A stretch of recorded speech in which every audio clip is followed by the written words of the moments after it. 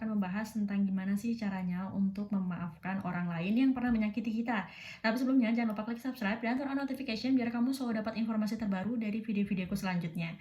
For disclaimer, video ini tidak dibuat untuk professional advice. Jadi aku bukan psikolog atau juga bukan terapis, tapi ini berdasarkan pengalaman yang aku peroleh setelah sekian tahun berusaha berdamai dengan orang-orang yang menyakiti aku.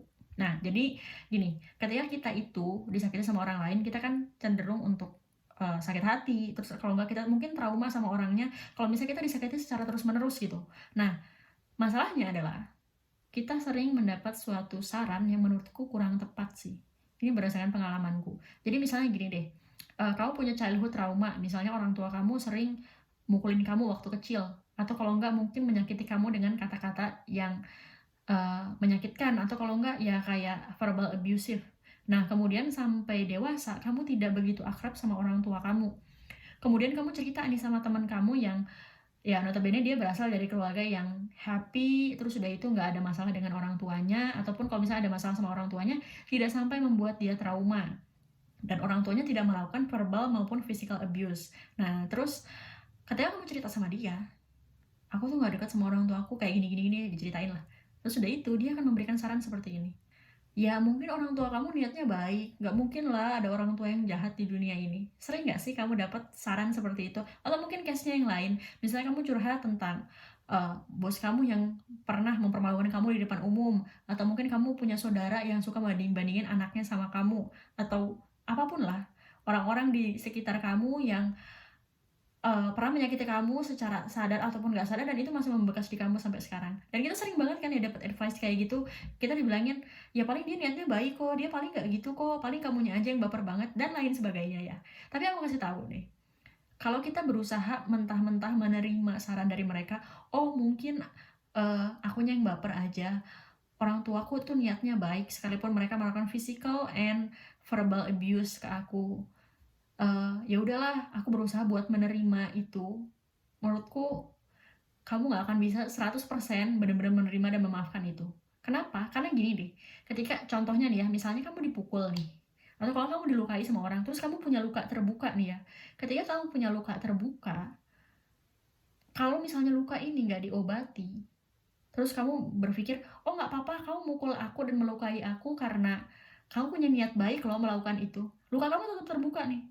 Kalau luka ini terbuka dan dibiarkan, jangankan kena badai ya, kena angin sepoi-sepoi aja, kamu udah perih tuh rasanya.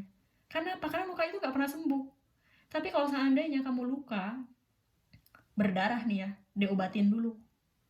Besok-besok nih luka kena badai, kena air, terus udah itu kena angin kencang, nggak bakal sakit. Kenapa? Karena lukanya udah sembuh. Nah, kita itu biasanya diminta untuk buru-buru loncat ke satu kesimpulan bahwa kalau orang jahat sama kita, dia nggak niat jahat kok. Iya sih nggak apa-apa, tapi stepnya nggak langsung itu adalah step kedua. Step pertama ketika kamu dilukai, sembuhkan dulu luka kamu. Baru udah itu mencari alasan yang bisa membuat kamu menerima dan melupa apa ya, dan mengatasi trauma kamu. Jadi kalau misalnya orang tua kamu bisa melakukan verbal abuse atau kalau enggak physical abuse dan sampai sekarang kamu setiap kali mengingat itu atau kamu ketemu sama momen yang mirip itu, mungkin kamu biasa tiba-tiba nangis kok tiba-tiba nyesek ya karena ada masalah yang belum selesai itu. Nah, jadi kalau saranku dan ini yang berusaha aku coba, aku selesaikan dulu masalah itu dengan diriku sendiri. Jadi kalau misalnya luka terbuka nih, aku berusaha tutup dulu lukanya. Gimana caranya? Kalau sering diberikan verbal abuse ketika kecil, kita kan jadi nggak punya kepercayaan diri ya. Terus apa dong yang kita lakukan? Kita berusaha memberikan positif self talk ke diri kita sendiri. Misalnya sering dikatain, kamu itu jelek deh. Kamu bilang ke diri kamu sendiri, ih aku cantik nih. Terus kalau enggak, misalnya kamu sering dibilangin kalau misalnya, ih kamu gendut deh. Kamu ngelihat diri kamu sendiri, enggak kok aku cantik dan aku ideal kayak gitu. Nah, setelah itu semua sembuh, uh, lukanya sembuh, baru kamu maju ke tahap selanjutnya, yaitu mencari tahu kira-kira alasan kenapa sih orang itu menyakiti kamu. Mungkin misalnya orang tua kamu melakukan verbal abuse tuh ke kamu, sering ngatain yang enggak-enggak gitu ya.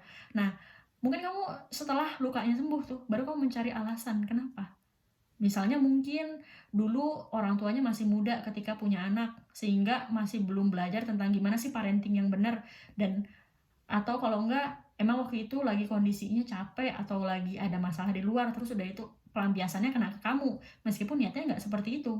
Nah, tapi lukanya diobatin dulu tuh, baru tuh mencari alasan di tahap yang keduanya.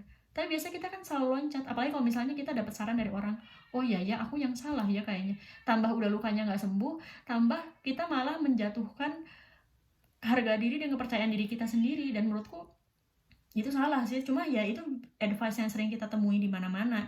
Jadi kalau misal kamu merasa menemukan video ini dan kamu merasa cocok dan kamu merasa, "Oh, beruntung nih aku dapat video ini."